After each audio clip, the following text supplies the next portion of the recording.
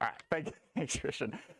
Welcome, everyone. This is amazing. So for people who might be watching at home and can't see, the room is absolutely packed. We don't have enough chairs for everyone, which I'm sorry about, but also I hope that means that tonight is so, it's worth standing for. So thank you everyone for coming. It's our big Beyond WWDC CocoaHeads event. It's very exciting. We've got a great lineup for you tonight, and I really hope you'll enjoy it. I'm sure you will. So to begin with, I'd like to acknowledge the Gadigal people of the Eora Nation, the traditional custodians of this land, and pay my respects to the elders past, present, and emerging. I'll just do a little bit of housekeeping and then get into the good stuff. So, hey, I'm Zach, and along with Christian, we help run CocoaHeads. Any questions, comments, or concerns throughout the night, come and speak to one of us.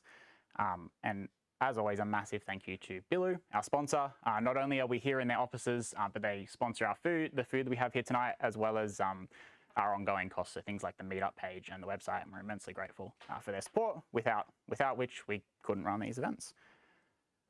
This is something new, just the last couple of months. Please remember to sign in to Billu when you come. So there's a QR code at the door. Easy to miss on your way in, but please just remember on your way out to sign out tonight. You can do it either on your way in or your way out, but it's a new requirement here at the venue. We have a code of conduct. You can read it in full on the website, and I've got the link there.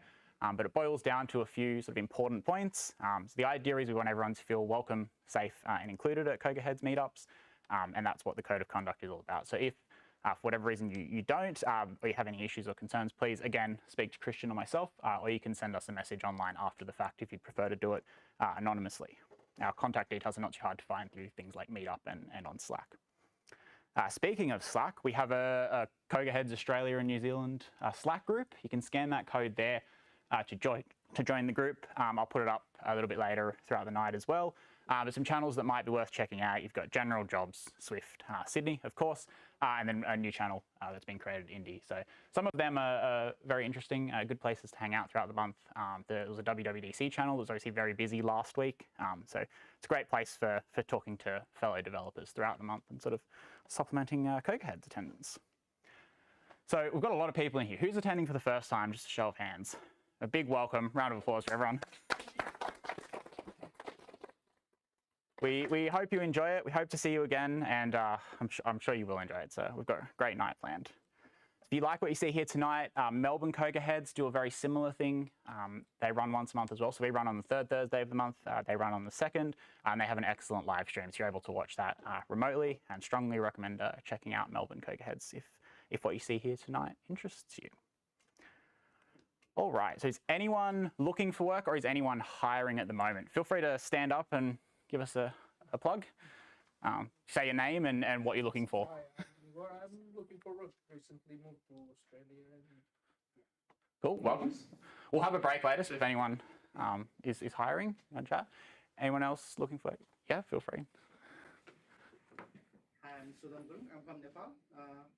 I used to work as a Flutter developer for 2.5 years back in Nepal. I just finished my Master of Information Technology here in Australia, and I'm looking for work. Awesome.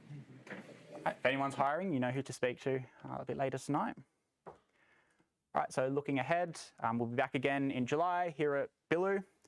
Details will be announced on Meetup as per usual, and we are looking for speakers from August onwards. So August and September, if you're interested in giving a talk, now's probably a good time to reach out, and we can help workshop any ideas you might have as well, or book in a slot if you've got a talk that's ready to go. And once again, Slack or Meetup messages are probably the best way to get in touch with Christian or I. Okay, so what are we here for tonight? What's happening? We have a couple of things going on. So we've got a talk from Isaiah of Bear's Gratitude. The app won an Apple Design Award, and I won't say any more than that so as not to steal his thunder, but you'll hear from him tonight. We'll take a short break, and then we'll come back with a panel discussion, all things WWDC. We've got a great lineup of speakers on the panel, and we'll introduce them a little bit later. But the idea here is we're going to talk through some of the WWDC topics, things that were announced, updates, things like that. And we want it to be a pretty open-ended discussion. So at various points, you as the audience have the opportunity to ask the panelists questions, and we'll keep things moving that way. So I'm really looking forward to both of these talks tonight. And before I hand over to the first talk, I'm going to hand over to Gavin to say a few words. Sorry, I've got to give you this mic. Saying all to you. Thanks, Zach. Hello, everyone. My name's Gavin, and I'm from Apple Developer Relations based in Sydney. And our job is to help developers build delightful experiences using the Apple tools and technologies. And speaking of delightful experiences, how good is it that we had 3 Apple Design Award winners make their way over to this side of the pond this year? Of course, we had Procreate with their new app, Procreate Dreams, which is their take on animation. We have Devon from Christchurch, who created a great app for cooking and meal planning called Crouton, and our first Apple Design Award to make its way to New Zealand. And then finally, we have Izura and Naomi with Bear's Gratitude, who you'll be hearing from shortly. Very lucky and very fortunate to have them here, so thank you for joining us tonight. We're also lucky to have a few other guests here. One, I'd like to introduce TC Chan. If you haven't met TC yet, he's also part of our developer relations team. And if you haven't met him yet, please meet him tonight. Go and find him. He also works alongside and will be very interested to hear if you have any thoughts about technologies or things you'd like to add to your apps coming up to our Vision release here, as well as our new OSs. Another special guest we've got here is Serenity. Please make her feel welcome. She's fresh off a plane from San Francisco this morning. Serenity's been helping developers all around the world build great Apple Vision Pro experiences. So if you have any ideas for Apple Vision Pro or maybe working on something, definitely do find her through the night as well. Speaking of Vision Pro, we announced it's coming to Australia on July the 12th. So if you have an app, if you have ideas for it, or you have an app that's currently on iPhone or iPad and want to test it out, please apply for our Apple Vision Pro Labs. We've got spots available. Come in and test your apps, or maybe get a hands-on experience with the device and come meet the team, and we can help guide your experiences. You can sign up for a spot at developer.apple.com/events. And please sign up before midnight tomorrow night if you'd like to get in. We have spots available for next week. That's it for me.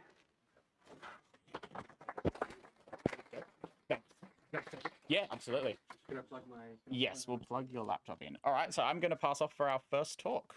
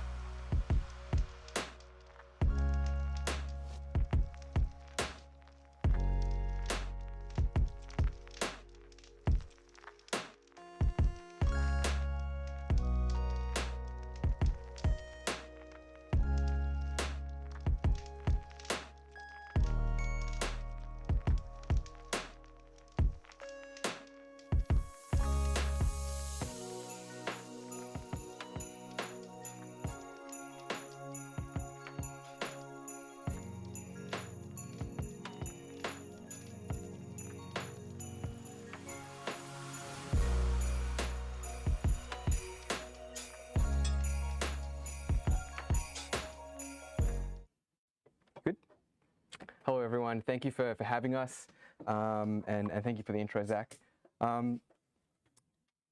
We were shocked to get the Apple Design Award this year, and super honored. And I think the thought that went through my mind when a lot of this stuff was happening, and when Zach and TC invited me to have a chat with you guys as well, was when I see the App Store, there's a really wide range of experiences on there. Experiences not just for users, but actually experiences on the creation side for developers as well. You've got everything ranging from, you know, a kid in a bedroom coming up with this crazy idea and building a game out of it, and it sometimes becoming a big hit, all the way on the other side to teams getting together, raising millions of dollars in funding, in startup capital, making it work for some period and putting in sometimes hundreds of millions of dollars into marketing just to get exposure on the App Store. That entire range of experience from a creation perspective is happening.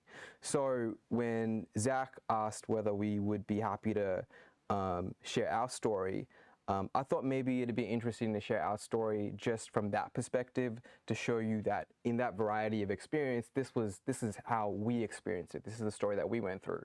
And if any part of it is impactful or meaningful for anyone in the room, then that'd mean a hell of a lot to us. We're a community at the end of the day, and I'd love to do whatever I can to support that community. So our story is about me and my wife.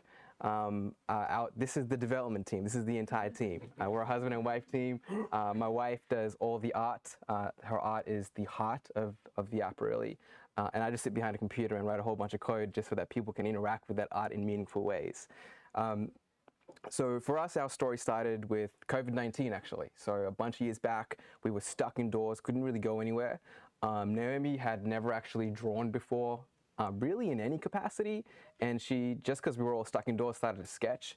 I saw she was sketching. She showed me when I came home one day, and I was like, that's actually kind of nice. But I mean, it didn't look as good as what it does now, but it was cute, and it was endearing, and it was beautiful, and it was capturing everyday moments in a wonderful way. So I gave her an iPad that we had and an Apple Pencil, and I said, give Procreate a go, and she did, and all of her art skill came from just practicing every day. And I remember we actually printed out some of her art and put it around our home, and we thought, hey, this is actually a really beautiful thing that we should probably try and share with the outside world. And that was really it. It wasn't any other thought. There was no other thought that went into it. It was purely just an intention to share beautiful art with other people.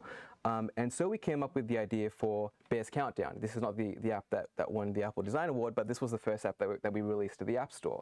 And the idea behind this was that we would build an app where people can log an upcoming event. It could be an anniversary, it could be a birthday, a graduation, a party, even simple things like grocery shopping. And your app would count down to the days that were left for that. And you could also add these as widgets on your iPhone, on your iPad, and on your Mac. And because all of Naomi's art was about capturing everyday moments and things that, I mean, a lot of her art was literally just capturing what would happen in her day, or something that she was looking forward to. So we released this. We had no expectation of it. We would have been excited if 50 people downloaded it and sent us an email saying that they were excited about it and happy about it. Like, that would have meant the world to us. What was crazy was that, so there's a little delay on App Store Connect when you release an app. It doesn't show you how many downloads you've got until a couple of days have passed. So I remember not really being bothered about downloads and such. Anyway, it was just a passion project. So a week later, I checked, and I wasn't sure what I was looking at, because a couple of days into the release, there was 40,000 downloads, and then I checked my inbox as well, and there was a whole bunch of emails from Chinese users, a whole bunch of Chinese emails. So I had to use Translate to try and figure out what everyone was saying. But I think what had happened was that a Chinese influencer had picked it up, had shared it on their platform, and then we got a ton of downloads. At that point, there was no in-app purchase. There was nothing. It was just an app that we had built to share art with everybody else. And then at that point, we switched it up a little bit, and we changed it such that you could add 5 countdown events for free, and then after that, you'd have to buy an in-app purchase to have as many as you'd like. And also, the biggest request at that point was that Chinese users wanted Chinese translation, so we added that in. And actually, that's the only other person that we've ever worked on in terms of any of the stuff that we've worked together on is the Chinese translation. We had to hire someone off Upwork to do the Chinese translation for us. From there, we continued to kind of improve the app just based on user experience, but again, it was very much focused on how do we help people celebrate their lives in beautiful ways.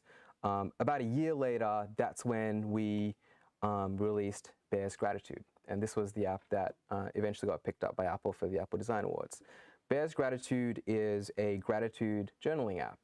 And the idea is that at the end of each day, the app encourages you to pull out your iPhone or your iPad or your Mac, reflect on the day that you've had, and pick something to be grateful for. And the idea is to build happiness one day at a time, just by being grateful for the small things, the simple things that happen in your everyday life.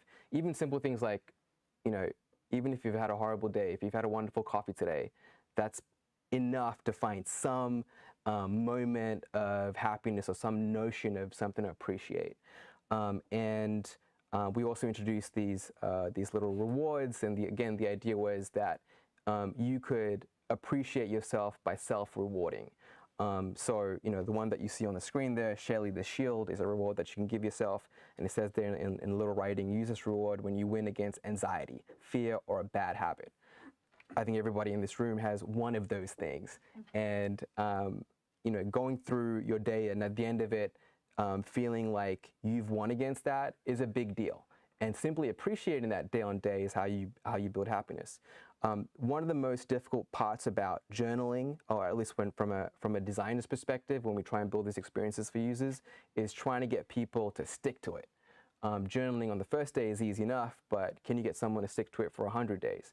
And there's lots of apps on the App Store that have lots of interesting ways of trying to get people to commit to that habit. For us, it was, again, about leaning into the art.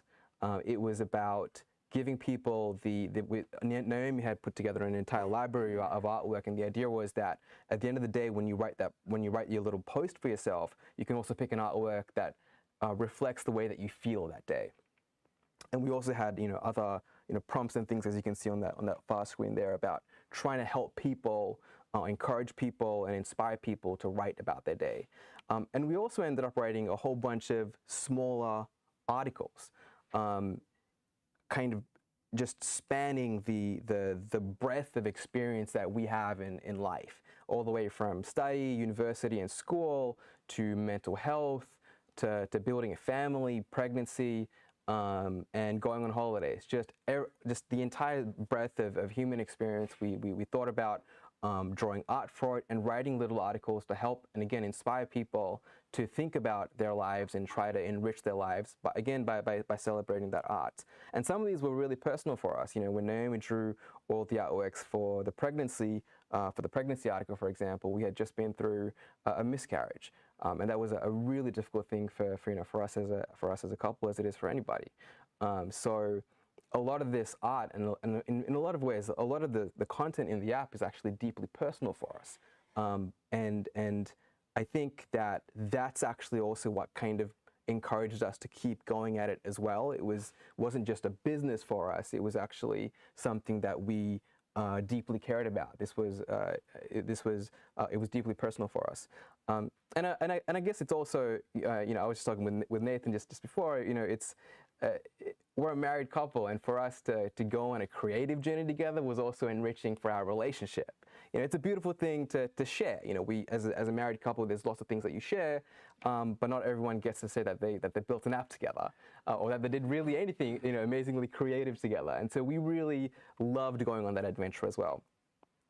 One of the big things that I thought, when I was thinking about what to say tonight, I wanted to share at least one thing that was powerful for us or really impactful for us. And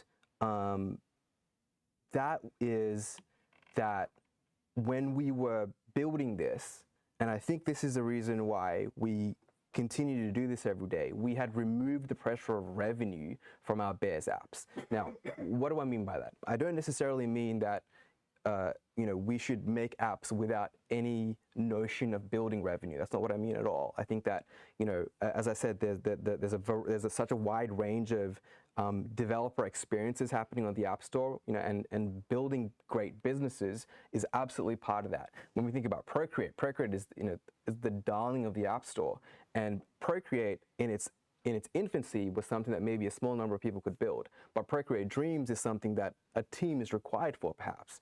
And so you need revenue in order to build a team, and then you need that team to build really great product.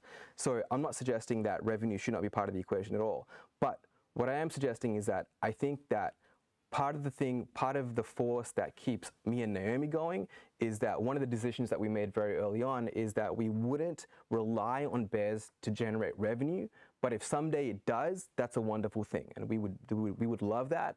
But we want to focus on the thing that makes the app beautiful for us, and I think that's what keeps it going. And I think that's the reason why, whether we got a design award or not, a bunch of years from now, we'd probably still be doing the exact same thing that we're doing today and loving it, because it isn't about necessarily the revenue, but it'd be a wonderful side effect to have.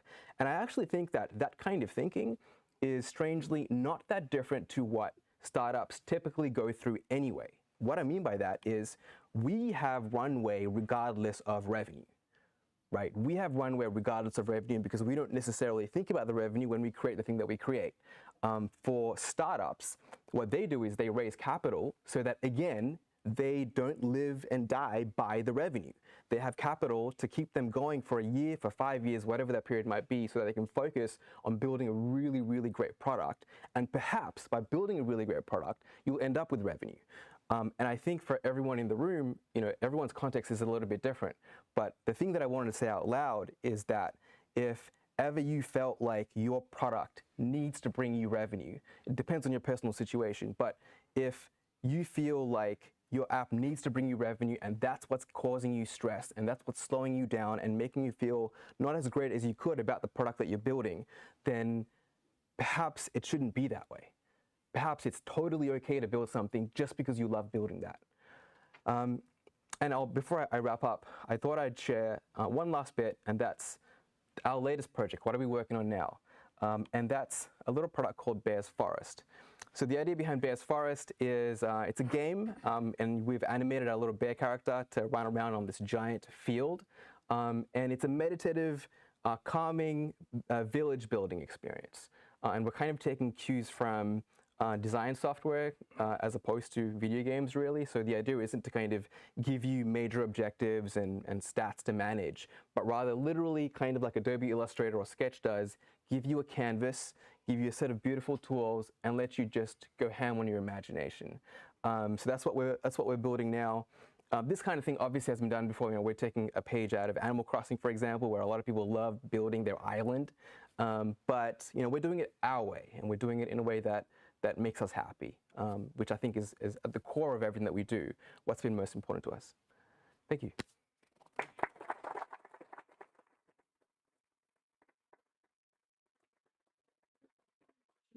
Sorry? Can I ask? Yeah, of course. Do you Yeah, have any questions? Yeah, of course. Yes. Hi, thank you for sharing your with us. Oh. It looks beautiful. Thank you. I'm just wondering how long it takes you from ideas to MVP, and what did MVP look like? So I between me and Naomi, I do have a day job, and so I only get to do the programming at night when I come home or on weekends. But for Naomi, this is what she does full time. So I'm always the bottleneck as a result of that. I think that when we made Bear's Countdown, that was the first step that we released. I don't remember exactly how long it took. It might have taken maybe 2 to 3 months, just because I tend to build something, get to about 80%, and then scrap the whole thing and then go at it again. I don't know if that's the experience that everyone has, but I find myself doing that a lot.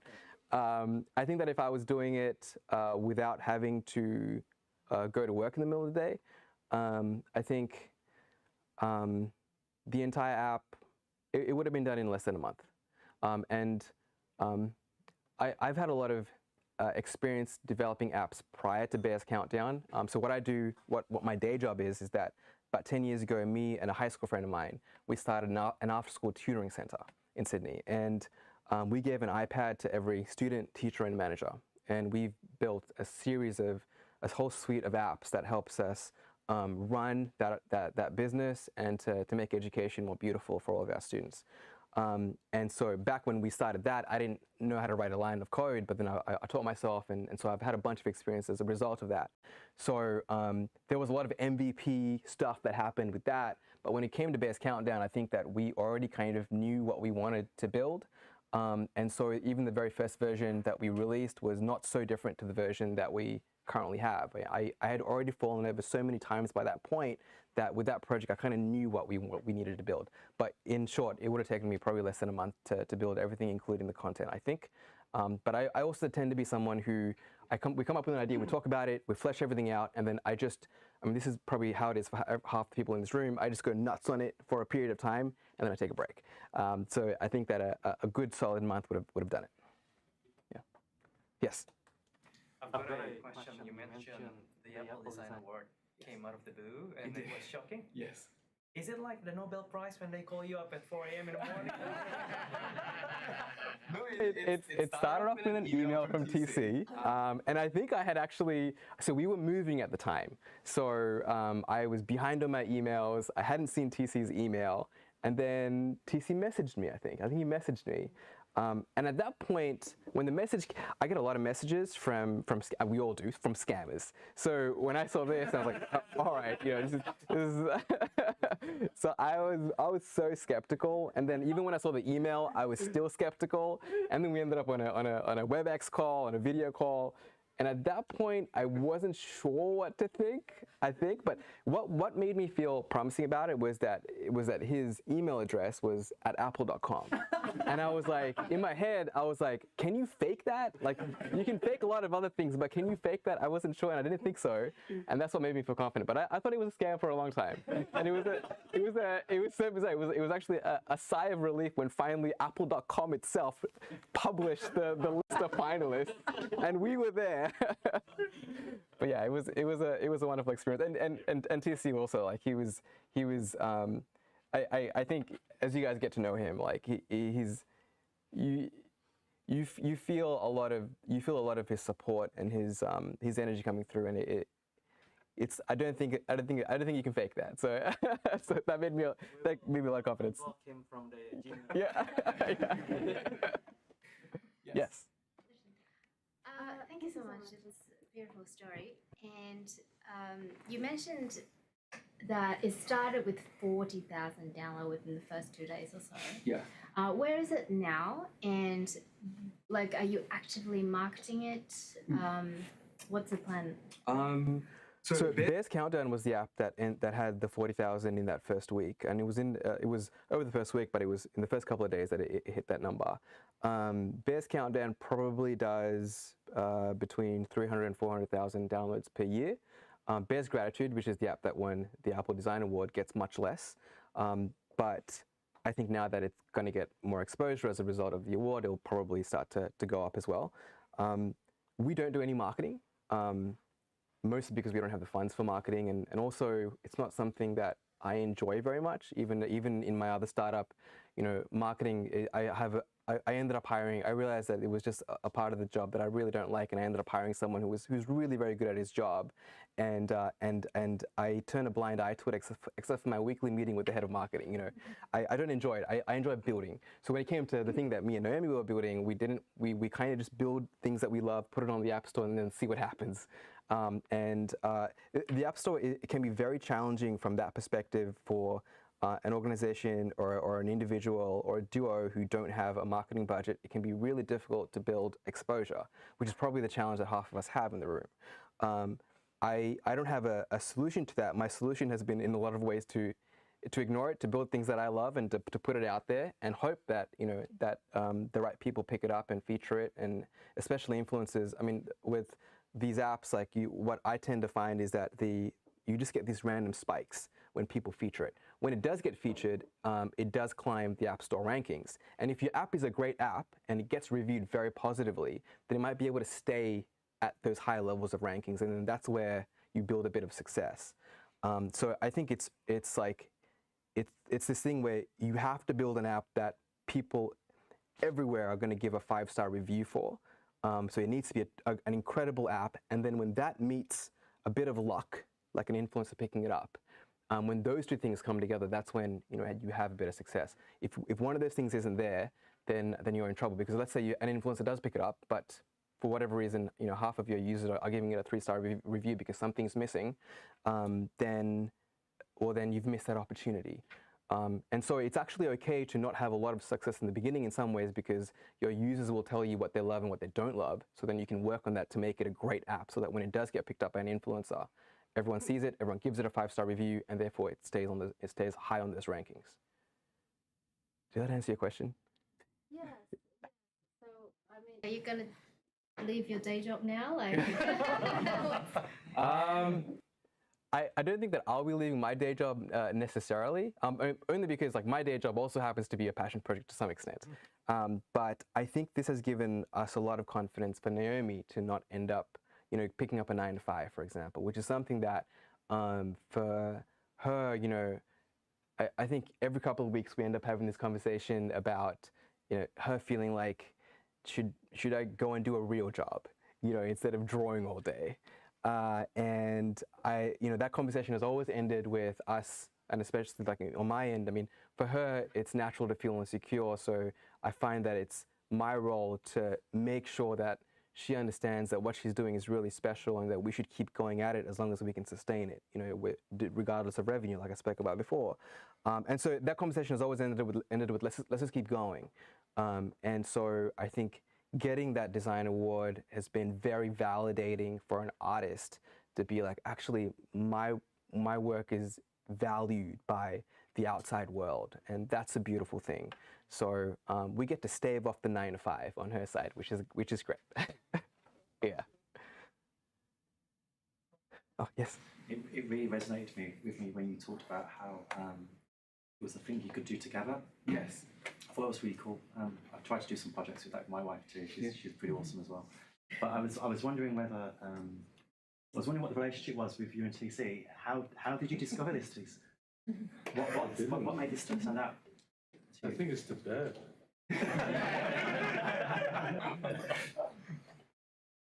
Tough question, thanks very much. I mean, there's so many great apps I've seen in Australia. I was wondering what made it stand out. I'm not quite sure this will answer your question, but behind every great app, there's a great person and a great developer who has a real purpose that they want to accomplish. And it's bleedingly obvious to us when we see that through a person's app. And then, no surprise, they are exactly what you expect that could have created such a thing. I hope that answers your question. I don't really know how else to do it.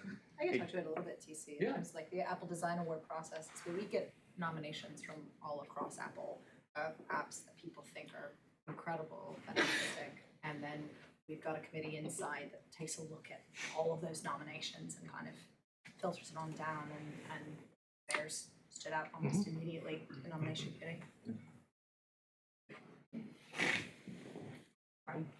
Another round of applause.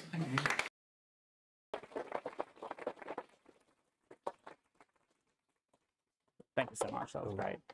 We're going to take a 5 or 10 minute break now. I don't know if there's any pizzas left, but there should be some drinks in the fridge. Bathrooms are in the corridor and to your left if you need them, and otherwise we'll be back here in about 10 minutes. So, thanks.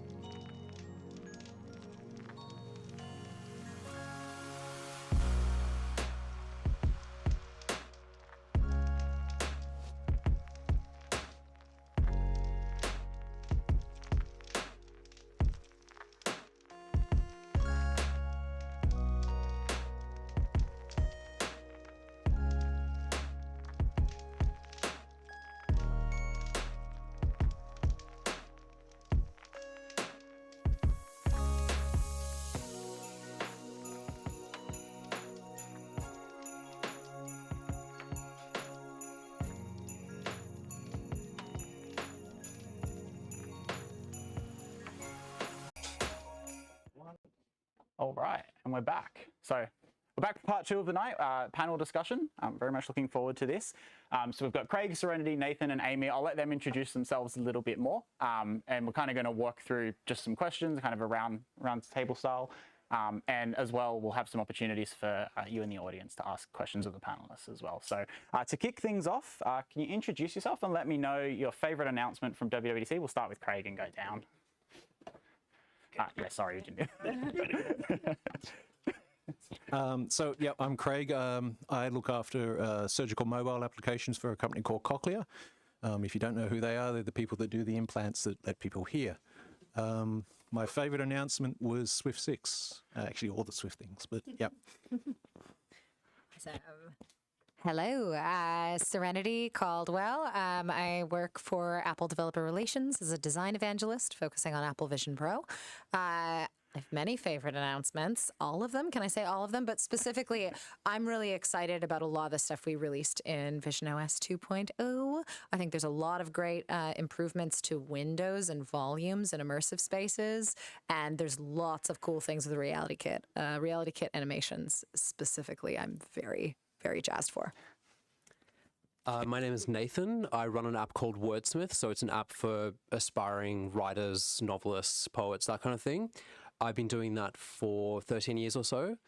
And my favorite thing from WWDC, I'm really excited to see what Siri looks like at the end of this year. Yeah, I'm really excited to see all this stuff that's coming, what it's actually going to look like. So, yeah. Okay, last, I'm Amy. I'm a freelancer contract iOS dev. I do a cycling app. So health, fitness, all of that stuff. Favorite announcement, I would say, is the mental health in HealthKit. That's going to be a really good improvement for a lot of apps and just people in general. Stay down that side of the panel. So both Nathan and Amy, you have your own apps.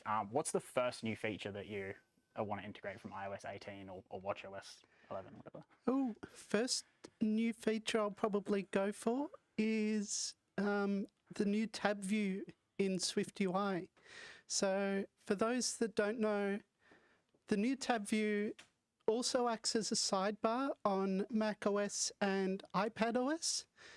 And just being able to use that to sort of structure your app's layout between all of the different platforms is going to be a really good improvement. So I didn't really have a choice with this one. As a writing app, one of the biggest announcements was the new writing tools. And in order to support the writing tools, I have to change from TextKit 1 to TextKit 2. So it's a text editing app. So I basically had to rip the entire app out and make a new one. So that was fun. Thanks, guys. No, genuinely fun. I was saying I really enjoy an excuse to like put headphones on for 3 months and do that. Yeah. Craig or Serenity, if you have things you want to mention, or we can move on if... Not. I work with developers. Second favorite thing was the visionOS updates. We might have just got a proof of concept approved to start work on, which is kind of fun. I have some of my engineers up the back who are vying to be the guys that get the actual headsets. But yeah. That was pretty good to see. Let's stick with visionOS. Can you tell us a little bit more about that? Are you allowed to? I'm putting you on the spot. I'm not allowed to, but okay. I'll just remind you that I head up the surgical applications team. So yeah, it's been something I might have been hammering my leadership with ever since Vision Pro was announced last year. I was very lucky to be there when it was announced, and they finally believe. So yeah. Great. So Serenity, on visionOS, I guess you've had an opportunity to work with a lot of developers, see a lot of apps. What kind of apps do you find work best on the platform? That's a great question. I really love media experiences. I think in part because we've got a lot of really great ones that have come off the bat. There's some amazing native apps that have already been put out, both from the larger companies, right? We've got We've got Disney Plus on the platform. We've got Max on the platform. We've even got, I mean, compatible apps look fantastic as well, like iPad apps. I'm a big fan of like National Theatre at Home. If you're at all a fan of theatre and you want to see Ian McKellen 100 feet tall in your Apple Vision Pro, can highly recommend that. Yeah, normal, exactly. He finally is as tall as his stature presents. That's fantastic. But in terms of like what things work best, I mean, I think that's kind of the joy of Apple Vision Pro is it is a computer, right? So if you use it like a computer, which I do, it's so nice to be able to have all of those iPad apps available and ready. And then for the folks who are building native, I think that we're really exploring what can feel really, really great. And for some folks, that's building apps in a window and bringing over the features that people want from their Mac or their iOS apps. But then there's this opportunity to not only use this infinite canvas and make, make an experience that's as wide as expected, but you also have the ability to kind of push forward and say, hey, is there something that really feels good in somebody's space, or even transporting them to a new space? I mean, you mentioned surgical applications, like medical applications. We've seen some very, very cool things in the developer labs. I cannot talk about anything specifically, but I think you all folks have imaginations in terms of the kinds of things, whether you're building in the medical space, whether you're building in the entertainment space, whether you're building an app for cooking like Devin Davies with Crouton, right? I think there are a lot of opportunities, and when you're trying to think about what works best on Apple Vision Pro, I think you've got to start with, what do I want to see in a spatial computing landscape, right? What is going to make me really excited to put this device on and interact and work? And I don't think it's limited to a specific category. I think it's really, it's what you want to make of it. Can I second something with that? I think it's really interesting when I oh no, I've destroyed the mic. Is that still fine? It should be. Yeah. When I tried it for the first time, I was talking to TC and I asked him, what are you most excited about with this? And he said something like, it's the closest I've ever been to a time machine, which is a bit of an Apple kind of statement, but it was really interesting. So I found some old photos and I found some old videos, and I basically blew them up to life size and I dimmed the background. And I had this video of two of my housemates. They'd broken up since, but they were in love, and they were playing this little piano duet, and it was like a winter's night, and it was just like, it was very, very poignant. And I think there's like, when you're that immersive, when the experience is that immersive, like there's this like emotional component to it. Yeah, that's really interesting that you kind of don't see with other platforms. So I'm intrigued by that. I don't have any like developer insights into that, but yeah. That's great. I think Amy. Yeah, so, sorry. For me, probably the most exciting vision stuff potentially down the track, it would be 3D maps. So being able to take, say, cycling data, hiking data, any type of outdoor activity, and then overlaying all of that onto a three-dimensional map would be absolutely amazing. Did chat with MapKit engineers last week, and they said, not yet. So I've got another year of waiting for Vision OS maybe, but yeah, there are always ideas.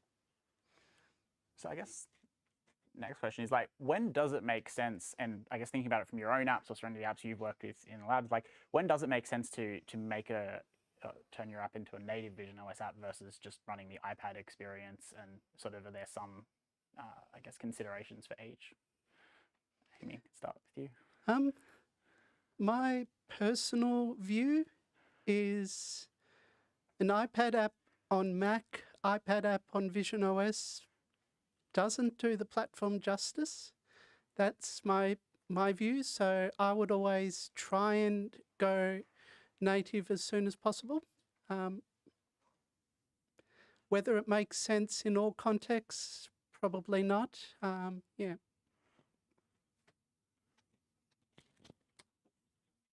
I have my personal view on it is, anytime you're adding a new platform, you're making a commitment to your users, you're making a big commitment to yourself, right? Every feature you add, every platform you add, it adds weight to your app from a design point of view, from a user experience point of view, definitely from a code base point of view. So it's something that you should do in a very considered way.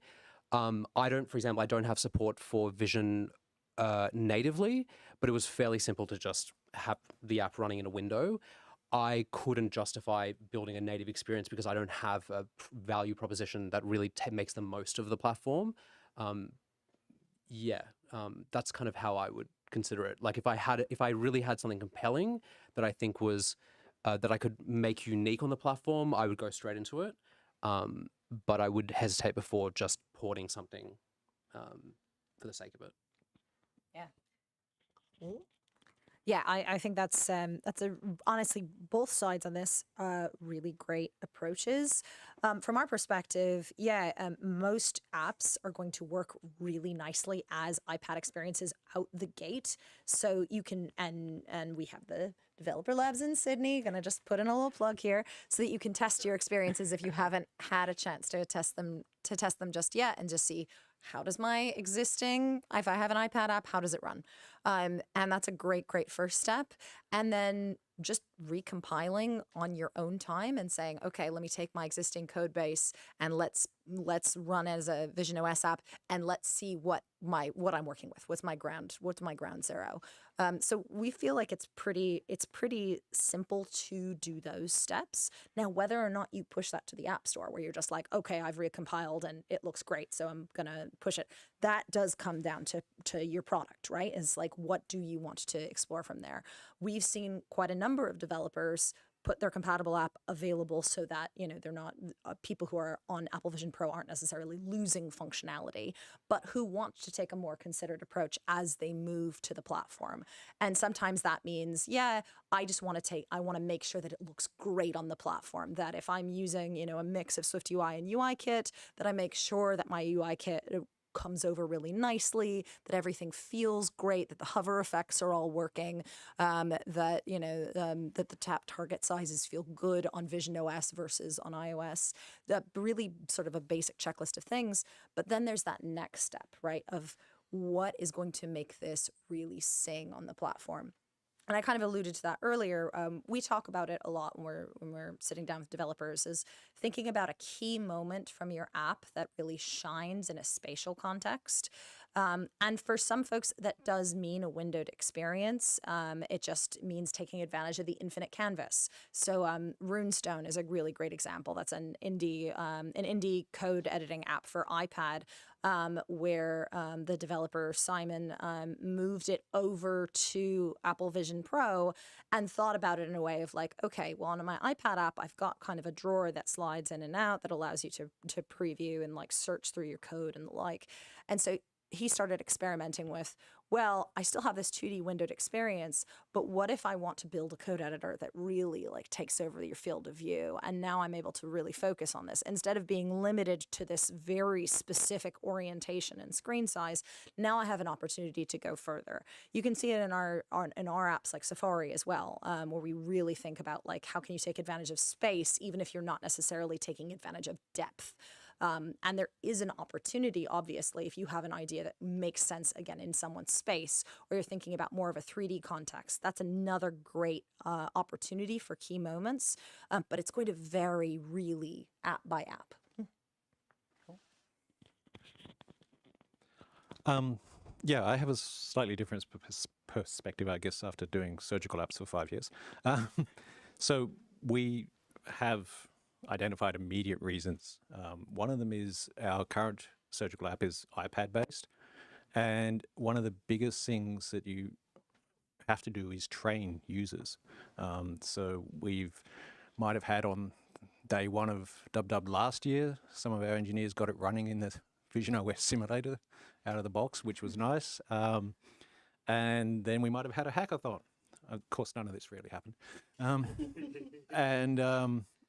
That showed basically a virtual surgery environment, and being able to look at a person and see their MRI and slide up and down the MRI as you're looking at the person's head, for example. So from a training perspective, there's an obvious opportunity there for us. The other thing is when you're in surgery, if you have a very expensive person running an iPad app, they have to stay outside what's called the sterile field, so they can't touch anything. And imagine if you could have your surgical apps hands-free, and then you're no longer limited to that. Imagine if where you're looking could automatically pick up the barcode for a product that's about to be used and add that into the patient details. Those sorts of opportunities are clear wins for us. So for our stuff, yeah, there's immediate wins for us. But yeah, obviously that's a very different system from most people. Cool. Great example of a key moment. So I want to open it up to questions from the audience, but just before I do, what's the best Vision Pro app you've seen so far, be it used in person or seen online? Anything cool stand out? Yeah, but it's by a competitor, so I'm not going to mention it. Oh God, you're asking me to pick children here. No, the one that I honestly encourage everybody to play with, because it's the one that I think just nails what it means to do an incredible spatial experience, is DJ.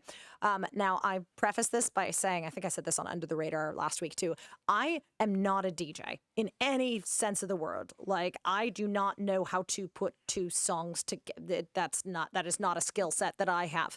But DJ, algorithm has created a beautiful app that builds off of their iPad app. So it's a digital mixing station where you can kind of mix two turntables basically.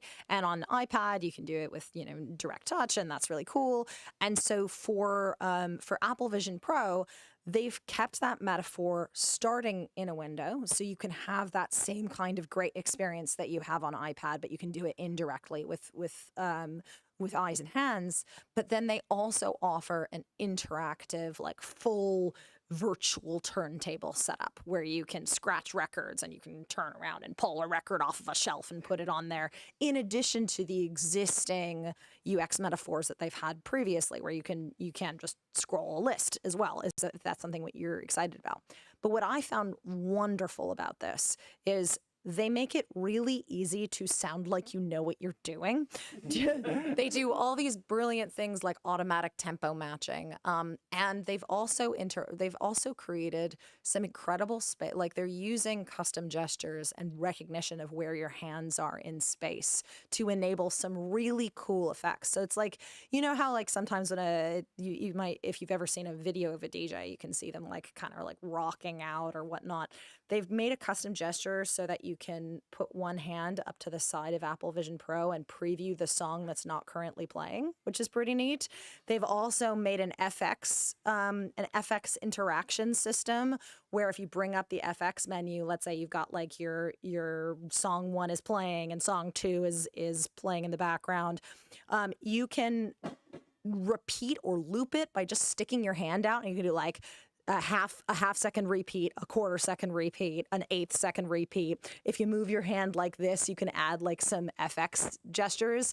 And within a minute and a half, I guarantee, like every single person I've shown this app to, they are fully rocking out and feeling like, this is so cool. I feel like I'm making music. I feel like I'm into it. And that is just like, that is a encapsulation to me of the magic of Apple Vision Pro and those sorts of experiences. Is it's taking something that I would be terrified to touch a turntable in real life. I do not want to mess up somebody's records. I do not want to mess up somebody's setup. It would be a bad time. But here's something where I can participate and jump into an experience without a fear of failure. And that experience, as a result of playing around with DJ, makes me much more inclined to touch a real turntable and investigate in a real way. So that's my very long answer of the app that I currently recommend to everybody. Right. Oh, I think I sort of answered this question already, so I can pass on to you. Sadly, I haven't had hands-on with the Vision Pro yet, so don't actually have a favourite. Cool. All right, questions from the audience, particularly about Vision OS at this point. Do we have any questions for the panel? Yeah. Which features of Vision OS do you think are going to be game-changing compared to what? Ooh, like Vision OS 2? Yeah. Yes, absolutely. So features or new APIs that we announced in visionOS 2 that will be game changing. Is that what you said? Game changing. I think there's just a lot of quality of life improvements for folks who've been developing for Apple Vision Pro since V1. Windows and window management, I think we've done a lot to address feedback. That's one of the things I will say. It's like one of the reasons why we're so excited about running the developer labs and why we've had such really enjoying, besides just meeting folks one-on-one and hearing their ideas, is also, we really care about making sure that this platform is something where you have the tools that you need to develop really, really great experiences. So being able to sit down with folks one-on-one and have them be like, yeah, I'm trying to do this, but I'm missing this API and I don't know how to do this and all of this. It really has allowed us, I think, to iterate in really smart ways. So for visionOS 2, we've got a lot of quality of life improvements on the volumes and Windows side. But we've also got new APIs like tabletop kits. So for folks who are building game-like experiences, being able to automatically offer folks like, oh, we handle all of that maths around dice and around card drawing and positions, and if you're working with SharePlay and spatial personas, like we give you a good template to start with. That's one of the things where we're trying to identify needs that people have and provide APIs that are robust and helpful for folks. I gave a shout out to Reality Kit and Reality Kit animations and the improvements to Reality Composer Pro, but I think all of that is along with the improvements to object capture and object recognition, we're all just trying to make the barrier to entry for making 3D experiences more accessible to folks. And again, speaking as somebody who's, I'm a spatial designer, but I'm not a 3D designer, right? I haven't sat in front of Maya since I was maybe 12, so it's been a while. But there's something really powerful about saying, oh, I can use an object capture sample app, and I can scan that chair in about 5 minutes, and then I can actually have a 3D asset now that I can put in an experience, and I haven't had to sit, and maybe if I had really great modeling experience, I can adjust that from there.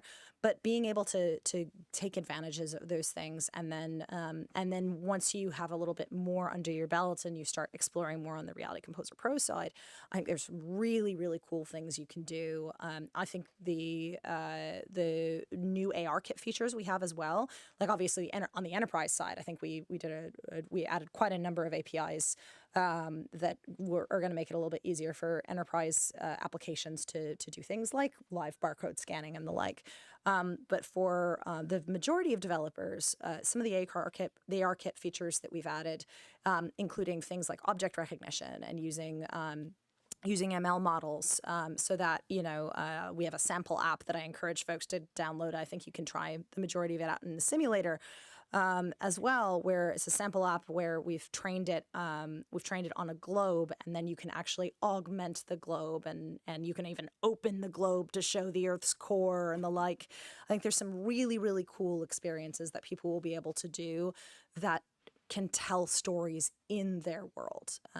So it's not just one thing. I think it's a trifecta of quality of life, of making things easier from a 3D perspective, and really expanding the game for storytelling in a spatial sense.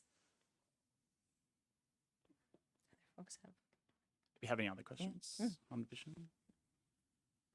No? Okay, so moving along. One of the main features of iOS 18 were the changes to app intents, and so I wanted to ask, do you use app intents in your app at the moment, and will these changes make you more likely to adopt app intents?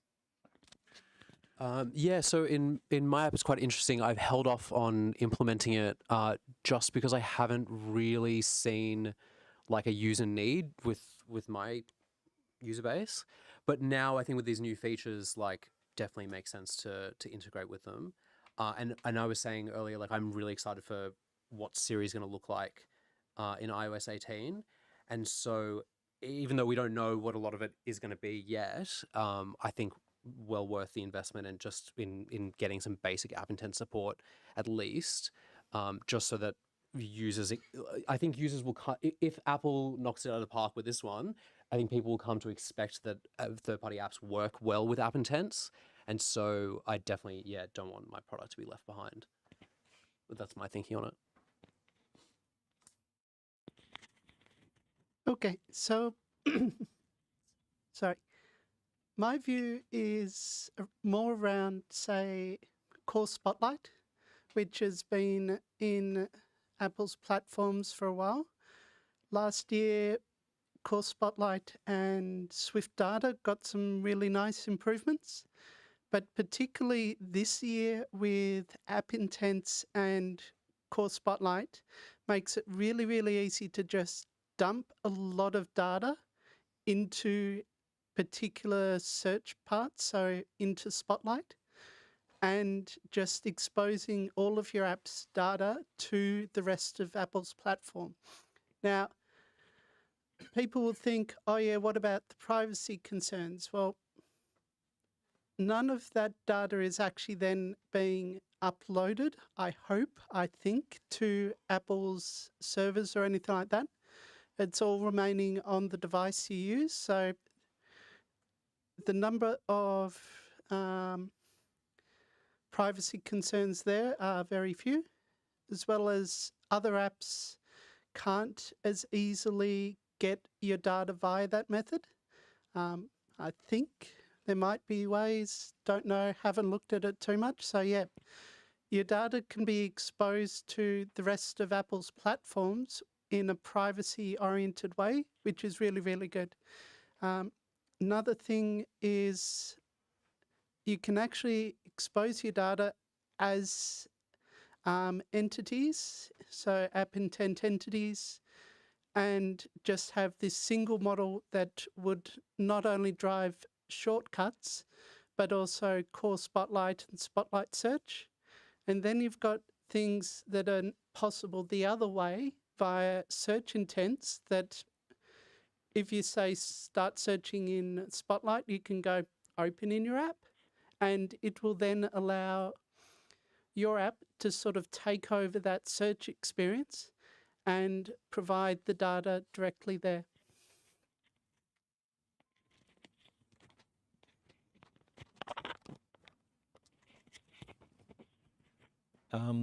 From a surgical applications perspective, the answers are no and no, and that has to do with people like the FDA and stuff like that. From our consumer applications, there is some interest, and there's a maybe on surgical, because one of the things we're hoping to do is be able to provide to our users when it's kind of an odd space, surgical. Sometimes the app is run by professionals, sometimes it's run by the nurse who just got bullied into it because the person who was supposed to do it didn't turn up. So things like how do you register a device online, for example, mightn't be obvious to that person. We hope there's a way that they can ask that question and we can say, hey, press this button here, things like that. But yeah, right now it's no and no. What about actions? Pardon? The other side of all of the Siri stuff is actions. Yes, yeah. Would they make a bit more sense on the surgical apps? Potentially, it's pretty much anything we do that changes the way we interact with personal health data. It can be subject to regulatory approval. So we have to be everything takes a lot of time. Another opportunity to ask questions if anyone's got anything. No? Okay. Oh, yeah, sorry, Nicole. Just talking to the microphone for the stream. Amy, in those features that you mentioned, I mean, they sound like Apple Intelligence.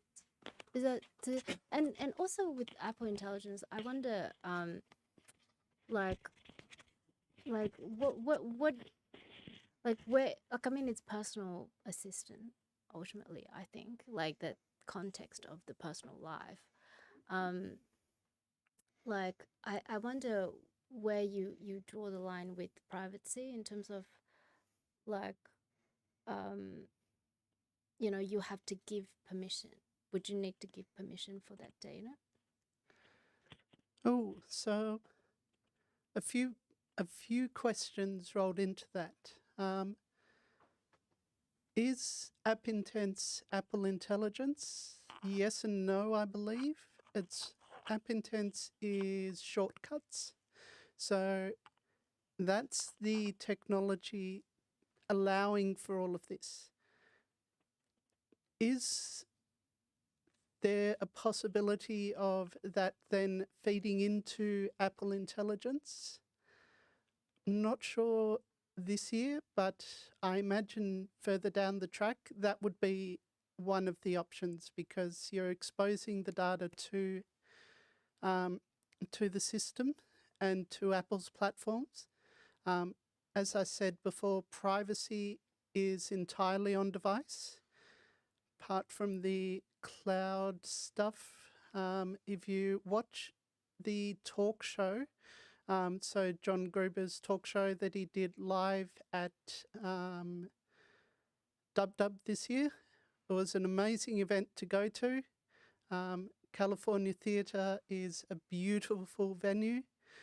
Always good to just sit there amongst a bunch of friends and hear people talk about Apple's platforms, but they did cover a lot of the privacy and technology around the cloud computing side. That's sort of getting a bit sidetracked though. Are there any current privacy prompts that I know exist? And this is probably some really good feedback for the evangelists. It's probably something that should be there, as far as, are you exposing some data that is potentially sensitive? So for me, with cycling data, you're very likely going to expose people's home addresses to the rest of the platform. Time of day, all of that.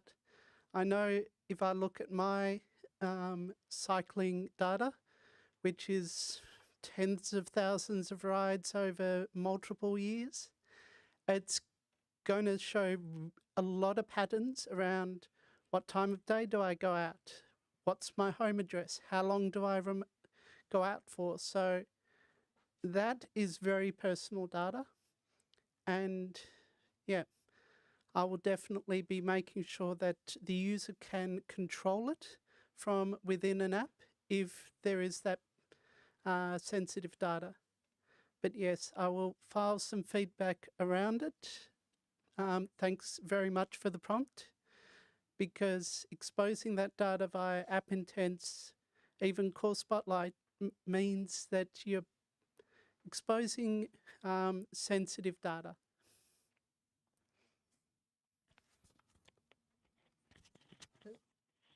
Yeah, I know we have quite a number of sessions, both from last year and this year, on App Intense and the way that those donations work. And so I'd super recommend checking that stuff out, as well as the documentation around App Intense, because I think it goes into a lot more detail on kind of what you can donate currently and what's available and how it is used by the system.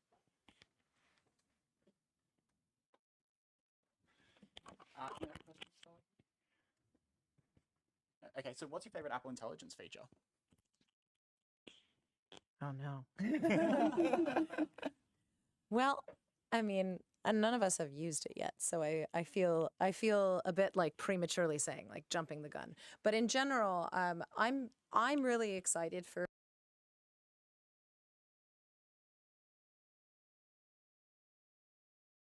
real, like, I use Siri quite frequently because I've got a bunch of home pods basically in every single room of my house, and I also have a commute in my car where it is not prudent for me to look at phones, but I sometimes need to know what my next meeting is. So I'm really excited about natural language coming to Siri and being able to access a little bit more of that. I think the thing I like most about Apple Intelligence is Apple's approach doesn't look like something they're going to have to recall in a few months' time. Pun intended. But yeah, natural language is something I'm used to using Siri, so I know how to talk to Siri. Everyone in my family basically grew up with Siri the way she is, and she definitely needs a brain transplant. But my mum, who has HomePods, can never get it to work. Okay, and that's because mum's natural language is not understood by Siri. It's just, typical English heritage English, but Siri's like, I don't know what you mean by open the garage door. So. Yeah, I think as I mentioned, like I'm also most excited for Siri. I think especially since I've been keeping tabs on what OpenAI is doing, like that recent demo, if you've seen, of GPT 4.0, and really kind of natural communication with the assistant, really flexible. So, I struggle a lot with using Siri. I don't know if it's just me. I struggle a lot with just getting basic tasks done with it. And then you see a demo like this where it can really talk to you very naturally. It can understand you saying something in 6 different ways. It can combine different modalities. It can kind of understand things about the world. Like, that's very exciting. Obviously, it's way more powerful if it's built into your phone and if it's built into core features of your phone. And the privacy thing is also very important. So yeah, like I said, if Apple knocks it out of the park with this stuff, where it's that kind of level, but with all the contextual information about you and your life, I think it's interesting. I think, like, if you think about ChatGPT, it has to understand the entire world, right? It has to understand the entire internet and all this information. You think about Siri, it's a much smaller problem space, generally, because you have a dozen contacts that you deal with, a dozen apps that you deal with, and maybe a dozen actions in each app, right? So we're not talking about like billions of web pages on the internet. So it's kind of a more constrained environment. And yeah, I'm really hoping Apple can do a really good job of competing with that, in their own way. Like, for me, probably one of the things I'd love to be able to do is take a particular cycling activity, throw all the data at Apple Intelligence and have it spit out a summary. Now, whether that's something possible right now, maybe, maybe not. Might need my own model, a little bit of tweaking to get done. But that's the type of feature that would make a lot of, a lot of benefit, a lot of use. So, say even in any fitness app, any journaling app, just to be able to summarize a workout and go, this was your effort, this was the route, this is how much enjoyment, how it affected your mental state, stuff like that would be really, really powerful, and I hope is something that can be achievable in the future. So continuing with Apple Intelligence, Nathan, you told me you were Sherlock by Apple's writing tools feature. So how did you feel about this initially, and sort of what are your thoughts about the next step for Apple? Yeah, so basically, just to clarify that a little bit, so about 3 years ago, I got really early access to ChatGPT, and I was one of the first apps that actually integrated it. And I saw it, and it's a writing app, right? So I saw it, and I was like, immediately, this is great for writer's block. If you're stuck, the AI will kind of like understand your story, your plot, your characters, your tone of voice, and it can write in the app. It writes the next line of your story for you.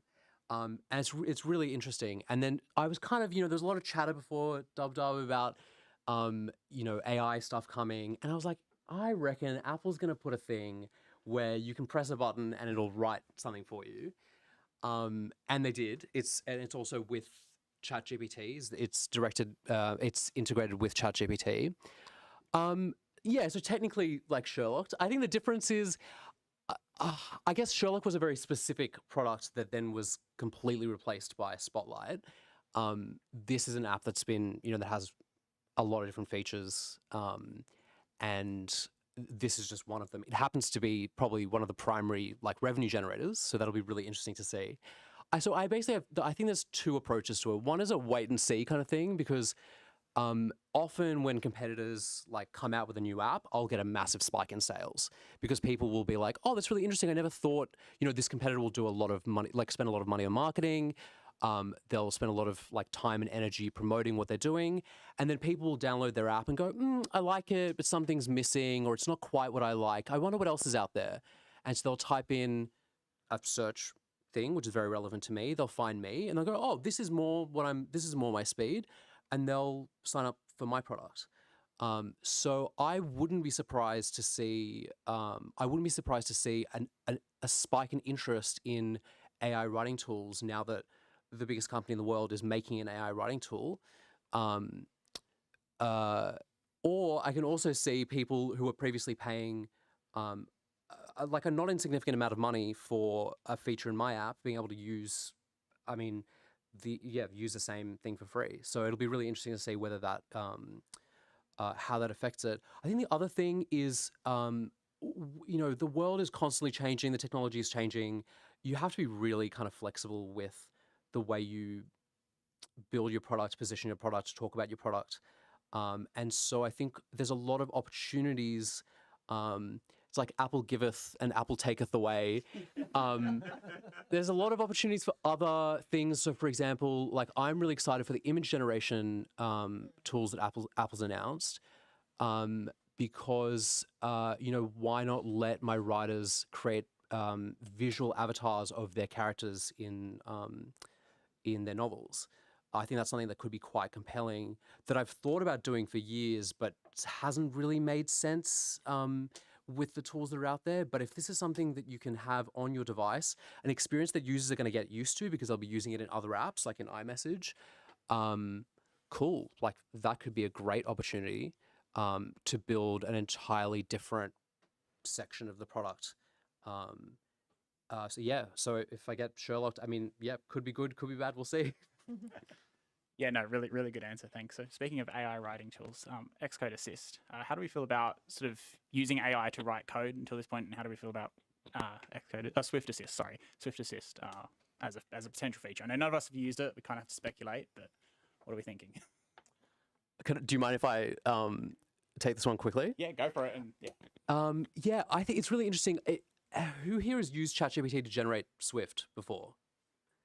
Yeah, how would you, like, good, bad? Like, well, what's been your experience with it? I have this experience where, like, I look at it's fantastic. Sorry. So before I tried it, I just go like, I don't think it can do it. Okay, so I had this like expectation that it's not going to give me anything useful. Then I tried it. Because obviously I attempted the problem and I searched Google and everything, right? Like Stack Overflow and everything. Then, obviously the perfect solution, as in like, the highest expectation is if it gives me a runnable code, I just plug into the Xcode and it runs, right? And it gives me the result. And to my surprise, it rose to somewhere in the middle, and I would say a little bit above middle, where it gave me a mental model to effectively, come up with, the component parts of the solution that I need to customize.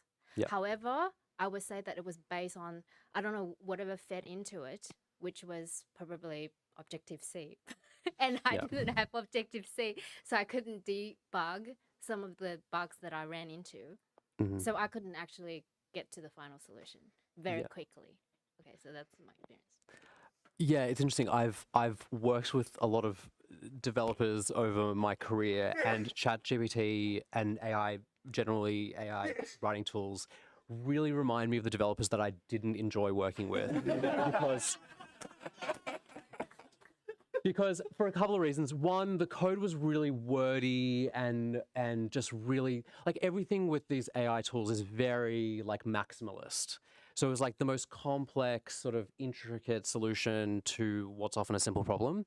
But the other thing was complete lack of humility. So if it didn't have an answer or it didn't know the answer, it would just be like, oh, here's how you do it. And yeah, in the past, like, I think a good, like, the developers I love working with will go, hey, I'm not sure how this works, and I'm not confident, but here's my theory, and then, like, here's my thinking about how we can find an answer. That's not the way that a lot of these tools work. But to get more specifically to the Swift Assist, I think obviously because it's trained on exclusively on Swift and it's integrated tightly with the platform, and it's also not going to be writing giant chunks of code. It's going to be more. It's going to be closer to the autocomplete than it is to sort of just like make me an app kind of questions. Yeah, I've got some. No one here, I presume, has access to it, but yeah, I'm pretty hopeful for it.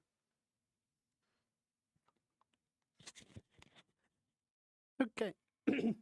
Sorry, been talking heaps today, which is why my voice is, it's on its way out. So, two things and sort of two sides, I guess, to Swift Assist. There's the, how do I get past writer's block, which is the pretty much what your app does, Nathan, in that, how do I get an idea of what the best approach to go is? And you also touched on the other point, which is you're working in a team, which means you have to submit a pull request, hopefully. And then does the rest of your team understand it, know the pitfalls and all that? So I think we're going to end up in a situation where it's a really powerful tool that makes a lot of sense, but at the same time,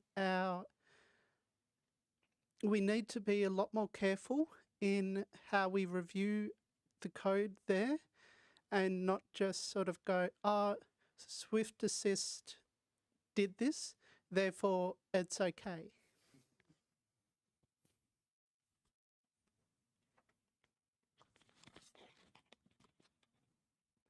So we've been using Copilot in Xcode for a while and in Visual Studio Code. It's like most, public companies. There's an initiative inside the company to stick AI into everything. From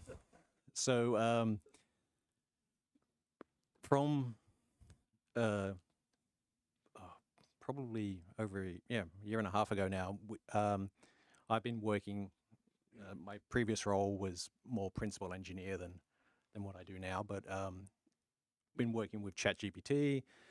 That, as you said, it can sometimes get you to a point, and then you sort of stumble and you have to correct it. And sometimes it says 2 + 2 is 5, and then we'll argue with you. And then 4 Turbo came along, and it got a lot better. And then we got access to Copilot on a larger scale. And to give you an idea of what I've experienced since 4 Turbo hit actual Copilot as well, I have written everything from playbooks for a puppeting system called Ansible that now manages our entire CI system. And after I'd gotten it to write 3 of these playbooks in the format I like to use it, I've used Ansible for forever. Subsequently, the next 11 are all written in the same way. And that was in Visual Studio Code. And then we have Copilot for Xcode, which is a plugin that we've been using. It's a little bit broken, and I'm very actually not happy with Apple about that, but I'll get to it. Have you filed feedback? Oh, yes, I have. Yes, I have. Good. Yes, it'll be with the other feedbacks that haven't been answered for the last decade, but it's okay. But yeah, look, the reality is it is great. It's a real accelerator. The current versions that we're using are a super complete completion exercise, right? I can start an intent, and I can get everything from a function to an entire class back.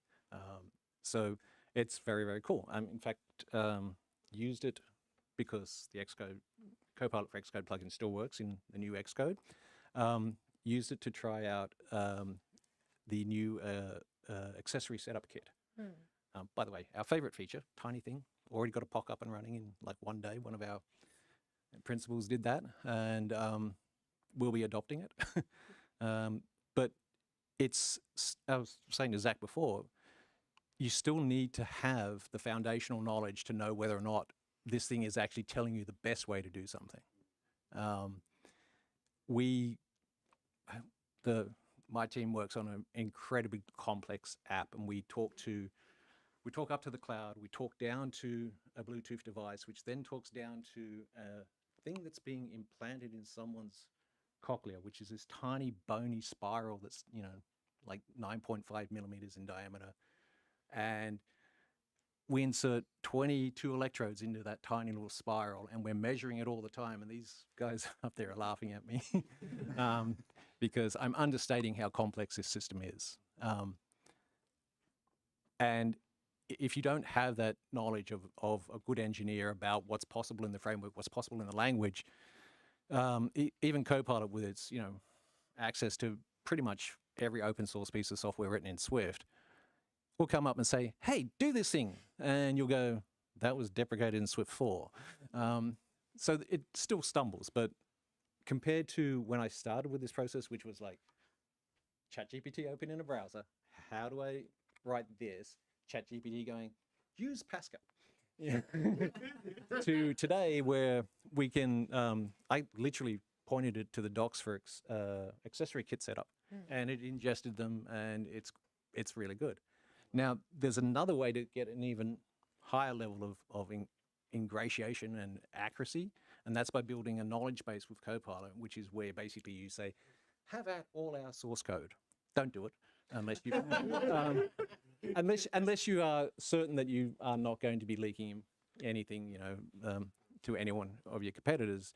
So I have a consultancy before I got sucked into the full-time Cochlea life, and we have been updating some apps with some clients, and one of the things we did about 3 months ago was we built a knowledge base on all of our core internal libraries. And the interesting thing about that is when I work on those libraries, the Copilot responses are already aware of the idioms and the shortcuts and all the extensions that we built in. You know, the things like is empty versus not empty, you know, and it picks that up, and it gets better the more context you give it. So I don't think it's ever going to replace a good engineer, but it's definitely going to make everybody faster. And one of the first experiments we did was we created a ChatGPT agent called Krusty. Some of you might recognize that, to do safety analysis on the Swift code and things like that. And the very first thing it pulled out was a potential race condition in file system access. And I was like, I used to know that. Why have I gotten so slow? It was impressive, right? So it's still not there, but we are seeing benefits. And we've tried GitLab Duo, we've tried Claude, and there's definite strengths and weaknesses to all of those things. The other thing I want to say is a lot of people get confused by, sometimes you'll get a response from these models and they'll be calling a function that doesn't exist. And that's because it's already thinking ahead. It's like doing pair programming, where someone starts writing something, and what you're missing is the pair programmer saying, oh, I think we should have a function to do this here. Let me write the boilerplate and then we'll write the function.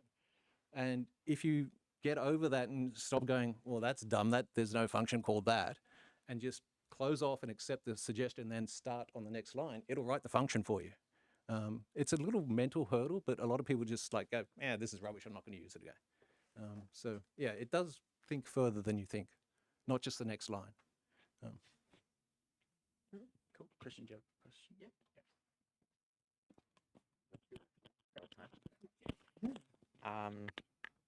So the first one I thought about was, what do you think Apple Intelligence might open up in terms of accessibility? I have actually high hopes for it in that respect, because there's a couple of papers dropped by Apple last year about pre-processing the environment and then feeding it back into Ferret again. That context and awareness of what's going in an app.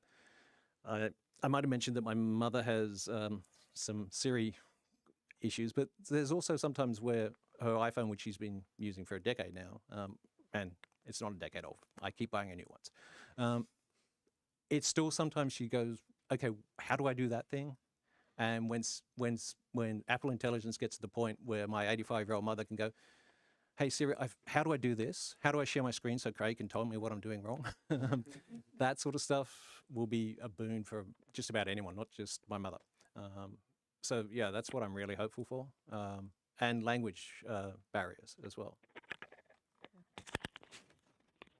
I think what's important about Apple and accessibility is that, to what your point is that we really are trying to make devices and software and hardware accessible to everyone, and not necessarily design. We're not thinking about like, we're designing for this specific use case. It's what's something that we can make easier for everybody. And a lot of our accessibility technologies already have models powering underneath them. Like so much of and we mentioned this in the talk show as well, when Craig was talking, like so many models power some of the most key features of Apple Watch right today. So I'm really excited about what we can do, both with on-device processing as well as private cloud compute, to keep improving that. Yeah, I think about it a lot from the point of view of like, what was the initial promise of Siri, right? And we're talking like iOS was a 4 or 5, that you would have this new way of interacting with your phone that was more natural, more human, like being able to talk to it and say, hey, do this. And I'm still waiting. I'm still waiting for it. The other day I was in the car and I was like, hey Siri, play Dire Straits. And she was like, I'm sorry, I can't do that. So I'm excited for when we're at a point where someone, for example, who might live with a vision impairment can say to their phone, hey, here's my add this to my novel, add this to the end of my novel, and then just speak to their novel without having to then go through VoiceOver, open the phone, find the app, etc. I think just making it so much more accessible to all types of people. That's going to be an exciting day, I think. Okay, so going to take a little bit of liberty with this question. It's still around accessibility, but what I'm seeing happen this year is there's a start of a shift from talking to Siri and going, how do I do something, to talking to Siri and saying, do something. So we're going to slowly see, I hope, a shift away from the how towards the actual doing. Stuff like intent actions, intent entities, all of the shortcut stuff is, I imagine, obviously no insider knowledge, but this is where I see everything going.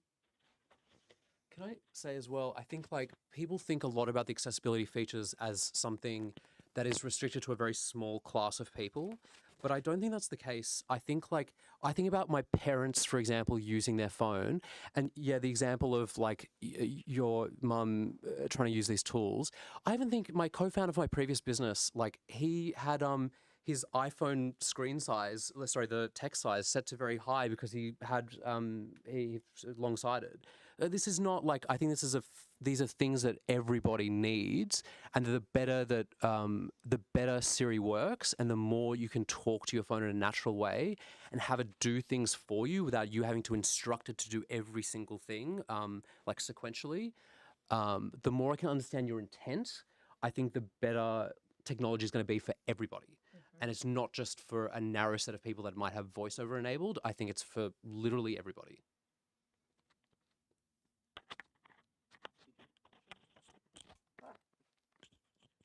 Sure. The other question I had was around the new priority notification and probably the new revamped Safari reader mode.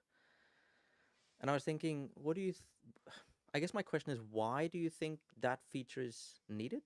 And how do you think that, or what kind of message does that send to the rest of the industry?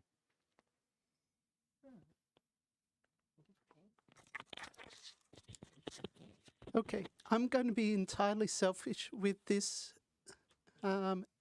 question and go, I love reading. I get through books just for the fun of it. So, a story. Traveling back from San Jose on Friday last week, time has no meaning. I picked up 2 books, already got through one of them, halfway through the second, just on the flight back from San Jose via LA. So I love reading, and the improvements to reader mode are just amazing. It's so much cleaner, so much nicer. You can, yeah, just adjust it a bit more to your particular environment. Yeah, I absolutely love those improvements.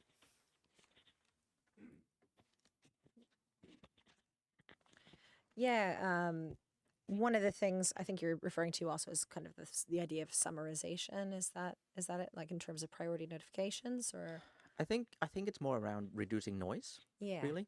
yeah. Yeah. So I actually think it ties in very well with the previous question, which is, for at least from my perspective, it is about accessibility, right? Not everybody reads things the same way. Not everybody processes things the same way. For some of us, you can look at a screen of 50 notifications and you can find the 2 that you care about and you can ignore the rest. For other folks, looking at a screen of 50 notifications might induce complete paralysis, and then they put their phone in a corner and then nothing gets done.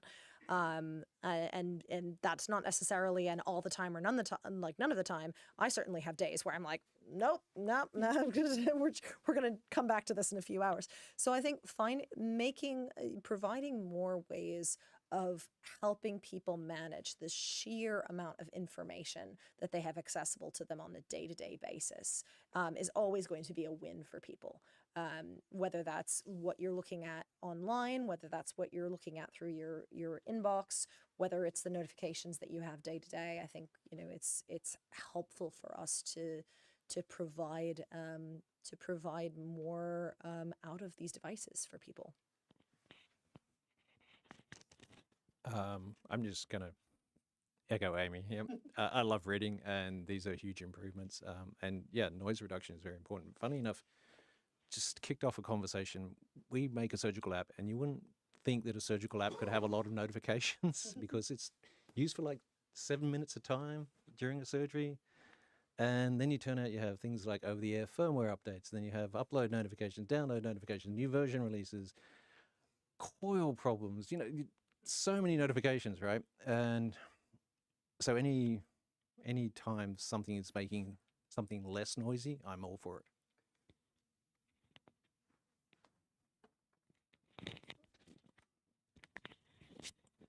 Oh, lost the windsock. So you actually raised a really good point.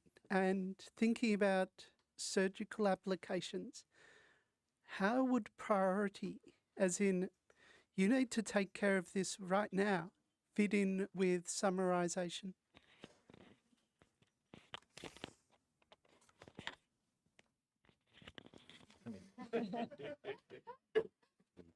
Turning into a skit here.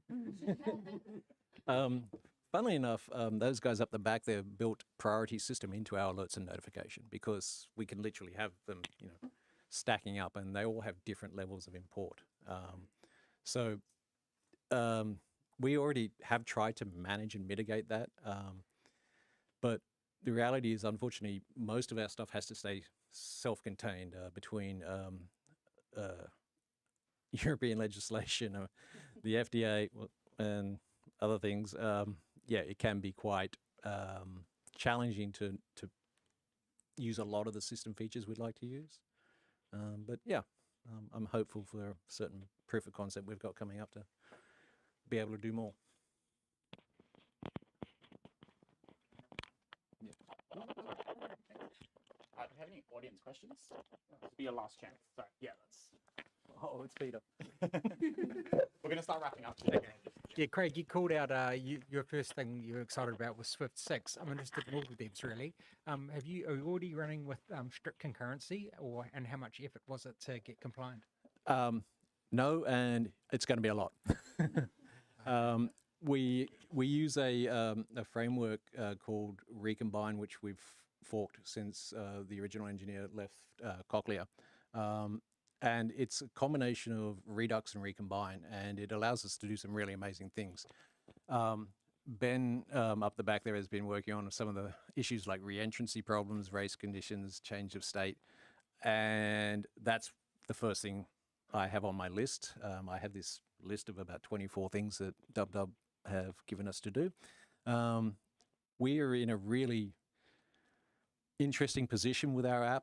Part of our surgical security posture for data privacy and data protection is that we are always, each release goes to the latest OS that's in circulation. It keeps us at a nice distance from jailbreak, which is not really a thing on iPad right now. We're a couple of years ahead, but it makes it easier for me to have engineers who get to play with all the new toys rather than having to deal with iOS 12. So, but having that advantage means we then have to do things like move forward fairly quickly. So I think I mentioned previously, we're adopting accessory kit,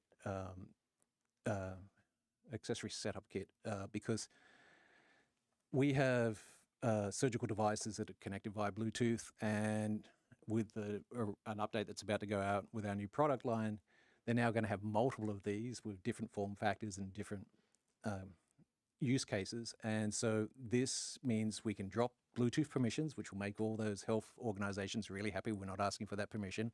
We can connect the device in a very native and user-friendly way. And so, you know, those sorts of things for us are sort of mandatory.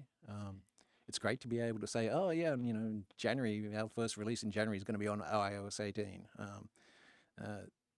It's, you know, does make the other teams a little bit sad when they're still supporting iOS 13 or something like that. But the concurrency stuff is something I'm personally very interested in as well, because we use very large internally built libraries, and we want to step away from them to much smaller, much more focused ones for our surgical requirements. And this is that opportunity for us. With the others already across, so you already turned on?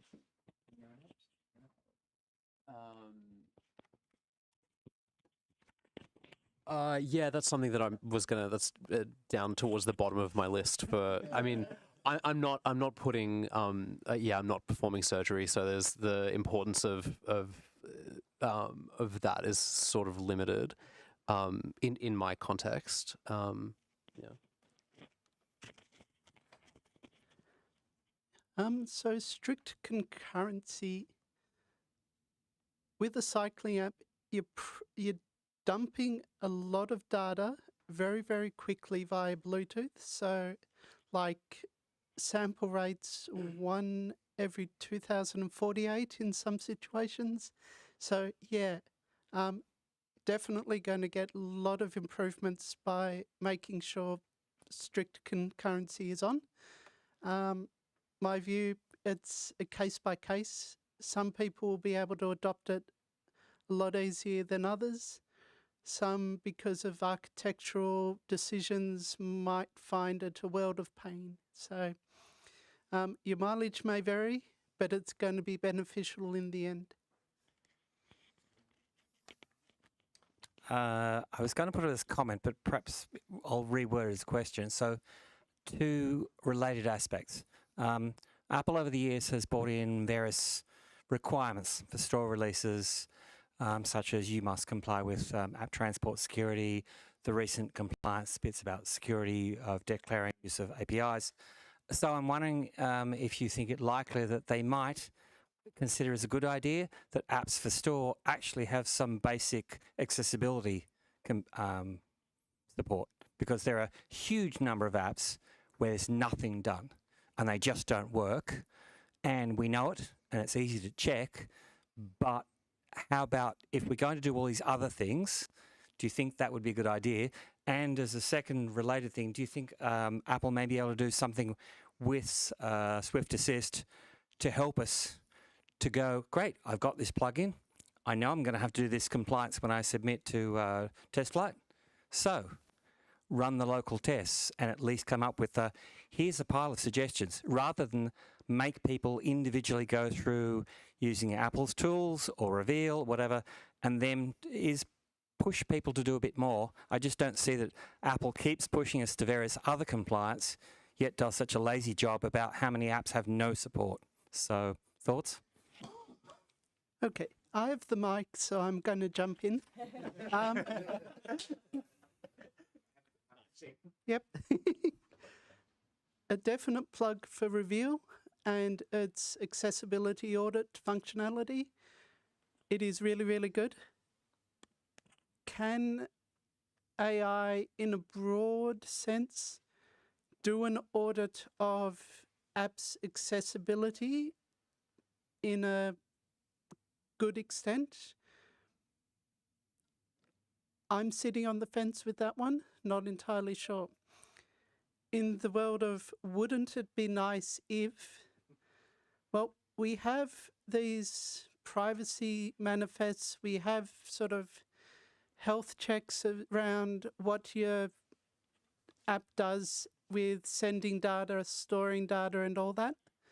It would be really nice if we had something like that on the App Store that was around accessibility. That's what I would like to see. And I think something that is possible, whether Apple Intelligence spits it out, whether something else does it, whether it's manual, that's where I would like to see things go.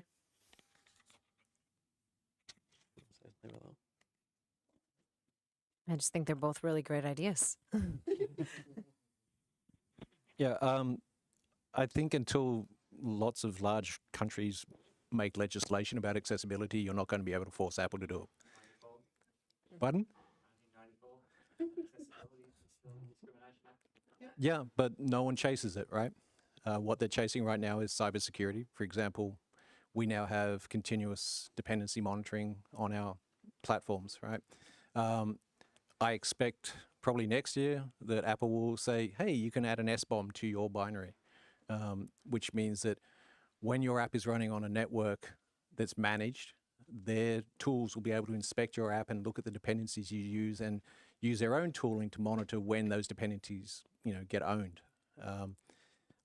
I think Apple would be in a very hard place if they started mandating you had to have certain level of accessibility, because you'd have every other legal position going, oh, you can't force us to do this. But certainly they could put something in the App Store to say, yes, this is an A+ rated app for accessibility. That, name and shame works better than most things. But yeah. Yeah. Just follow up on just a little bit. Whether or not there's requirements for accessibility, it is definitely something that, at least from an evangelism perspective, when we sit down, we work with developers, it's probably one of the first things we talk about in a design review is, let's talk about your accessibility settings. Are you supporting just the basics, right? Are you supporting VoiceOver? Are you supporting dynamic type if you're on iOS or Apple Vision Pro? Like, are you hitting this? And if not, how can we help? What can we do? A lot of this is about advocacy as well, and making sure that those frameworks are easy to adopt, that they are things that that we can make available. And we're thinking, I think, every day really about how we can make products more accessible. For those specific suggestions, again, personally, I think they're very cool, interesting ideas, and we welcome feedback. I realize that Feedback Assistant is not exactly the most transparent thing for developers, but at the same time, it is really important to just how Apple exists. We need to hear from our developers. We work best when we're working together. And I'm speaking from a Vision OS perspective, right? Like Vision OS 2 and the improvements that we've made there are in part because we've been having this really great face-to-face interaction with developers and understanding what their needs are. And Feedback Assistant right now is the chief way that we get information from folks that we don't get to meet with face-to-face, right? So it is again just a plug, like, talk to us, because we don't know what you need or what you're excited about or what's important to you if you don't share it with us. We have time for one more question.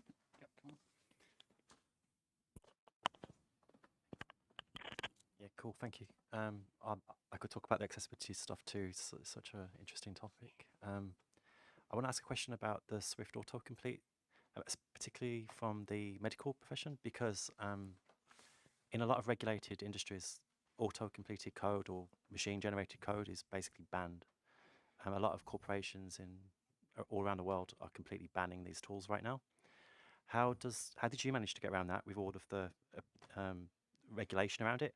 And also from Apple's perspective, how do you think having that built into Xcode will change the landscape? Because every developer here is going to have it in their main tool, whether they like it or not. It's going to be in there, so it's going to kind of start to force the hand of people.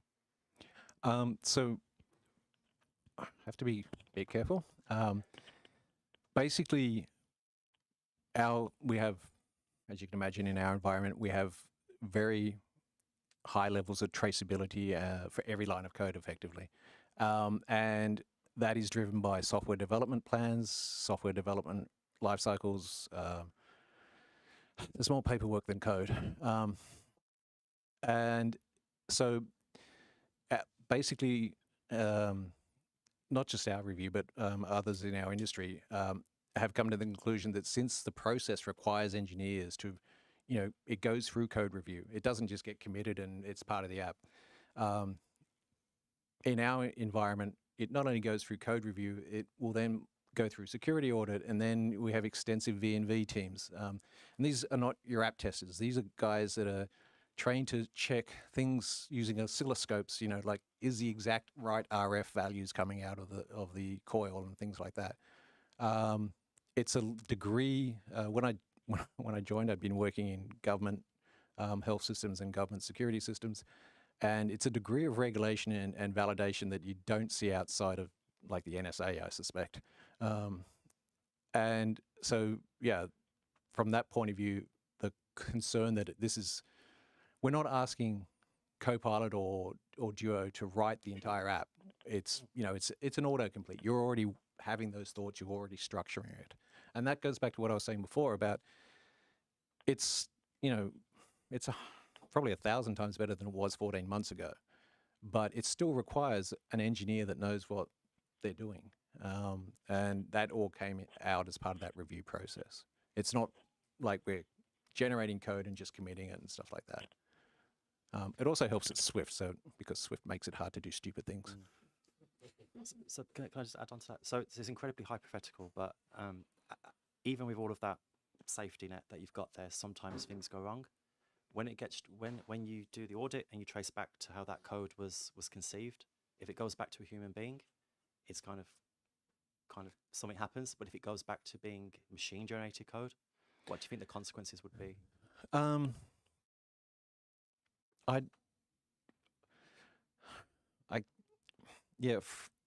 For anything outside of us, it's obviously going to be an issue. We have aspects where we have to do code level inspection as part of our V&V, and that requires a V&V engineer to sit down with one of these guys and have them prove to him that the code's doing what it's supposed to be doing, especially around things like encryption and logging and stuff like that.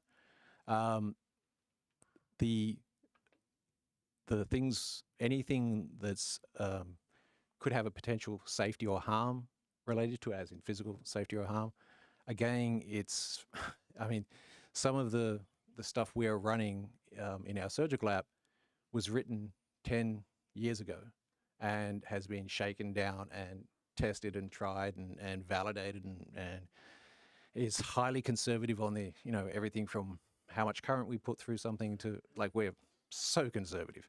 You think the Liberal Party is conservative. It's like,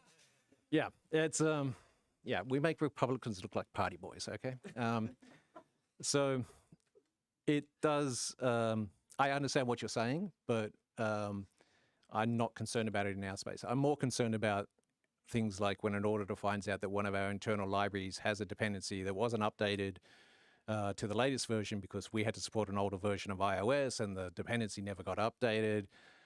And the auditor all of a sudden cares about that 1 year when last year they didn't care about subcomponents at all. It's so much fun when you have auditors that are actually really good software engineers.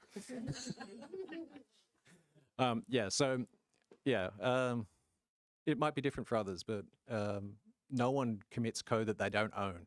It might have come from Copilot or Duo or something. They own that code and they're making that statement that they've not only that, especially if it's for functional libraries, there's got to be unit test coverage for pretty much as high as we can get it. Right down to the saying, is this let constant actually saying it's A? So I mean, we pay all you guys really good money to do, the senior engineer role. You better own the code you commit. Regardless, you're the person putting it in there and saying this works, right? And then V&V will come and pound you in the head if it doesn't.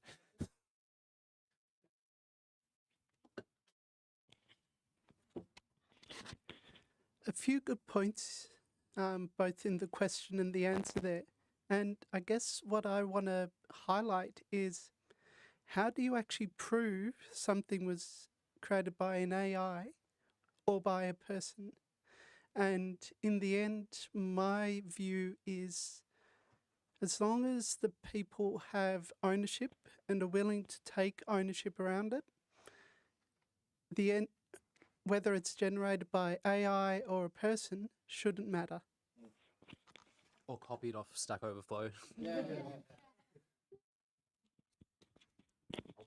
It's a very good point, right? So when we were doing this whole investigation into AI and how we could apply it within Cochlear, that very question came up. How do you attribute this code to an AI? And we're like, well, you can't. You would be dependent on the engineer putting in a comment block saying came from ChatGPT, came from Claude, came from my mother's kitchen stove or whatever is running next to you.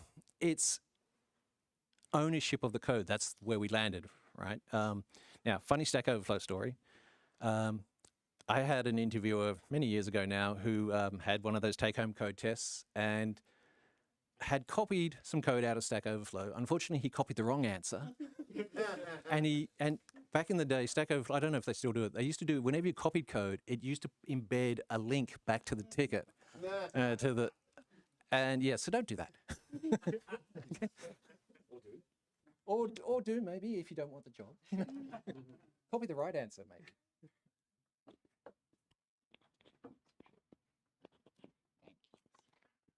All right, well, that brings us to the end of the Q&A panel discussion. Can we have a round of applause for the panel?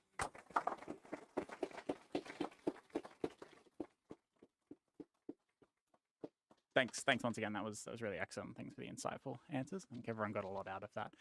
So that's all we have for you tonight. Thanks again for coming, and we hope to see you again next month. And get home safe. Thank you.